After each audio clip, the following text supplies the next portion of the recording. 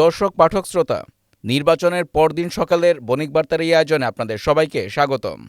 ত্রয়োদশ জাতীয় সংসদ নির্বাচনে নিরঙ্কুশ জয়ের পথেই রয়েছে এখন বাংলাদেশ জাতীয়তাবাদী দল বিএনপি। খুব রক্ষণশীলভাবে যদি বলা যায়, অফিসিয়াল ফলাফল ঘোষণা এখনও করা হয়নি।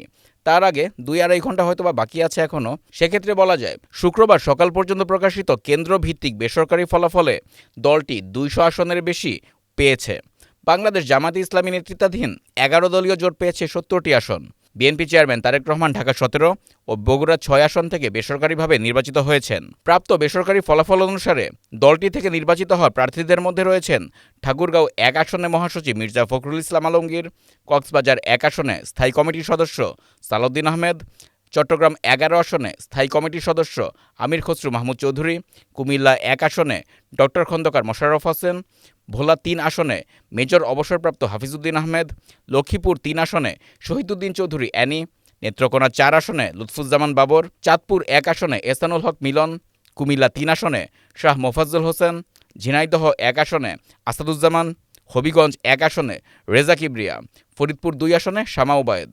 বিএনপি জোটের প্রার্থীদের মধ্যে ভোলা 1 আসনে বিজেপির আন্দালিব রহমান পার্থ, পটুয়াখালী 3 আসনে গণ অধিকার পরিষদের নুরুল হক নূর বেসরকারিভাবে নির্বাচিত হয়েছেন। ব্রাহ্মণবাড়িয়া 6 আসনে জয়ী হয়েছেন গণসংহতি আন্দোলনের জোনায়েদ সাকি। বেসরকারি হিসাবে জামায়াতে ইসলামীর বিজয়ী প্রার্থীদের মধ্যে রয়েছেন ঢাকা 15 আসনে দলের আমির ডাক্তার শফিকুর রহমান, কুমিল্লা 11 আসনে নায়েবে আমির সৈয়দ আবদুল্লাহ মোহাম্মদ তাহের, পিরোজপুর 1 আসনে মাসুদ সাইদি, চট্টগ্রাম 15 আসনে শাহজাহান চৌধুরী, পটুয়াখালী 2 আসনে শফিকুল ইসলাম মাসুদ। জামায়াত জোটে থাকা জাতীয় নাগরিক পার্টি এনসিপির বিজয়ী প্রার্থীদের মধ্যে রয়েছেন রংপুর 4 আসনে আক্তার হোসেন, কুমিল্লা 4 আসনে হাসনাত আবদুল্লাহ ও কুড়িগ্রাম 2 আসনে ডক্টর আতিক মুজাহিদ। খুলনা 5 আসনে পরাজিত হয়েছেন জামায়াতে ইসলামীর সেক্রেটারি জেনারেল মিয়া গোলাম পরোয়ার। এনসিপির প্রার্থীদের মধ্যে পঞ্চগড় 1 আসনে সার্জিস আলম পরাজিত হয়েছেন। স্বতন্ত্র প্রার্থীদের মধ্যে ব্রাহ্মণবাড়িয়া 2 আসনে রুমিন ফারহানা, কুমিল্লা 7 আসনে আতিকুল আলম জয়ী হয়েছেন। অন্যদিকে ঢাকা 9 আসনে পরাজিত হয়েছেন স্বতন্ত্র প্রার্থী তাসলিম জারা। ঢাকা 11 আসন থেকে এনসিপির আহ্বায়ক নাহিদ ইসলাম জয়ী হয়েছেন। ঢাকা 8 আসনে জয় পেয়েছেন বিএনপির মির্জা আব্বাস। তার সঙ্গে প্রতিদ্বন্দ্বিতা করেছেন এনসিপির প্রার্থী নাসিরউদ্দিন পাটোয়ারি। ঢাকা 13 আসনে জয় পেয়েছেন বিএনপি মনোনীত প্রার্থী ববি হাজ্জাজ।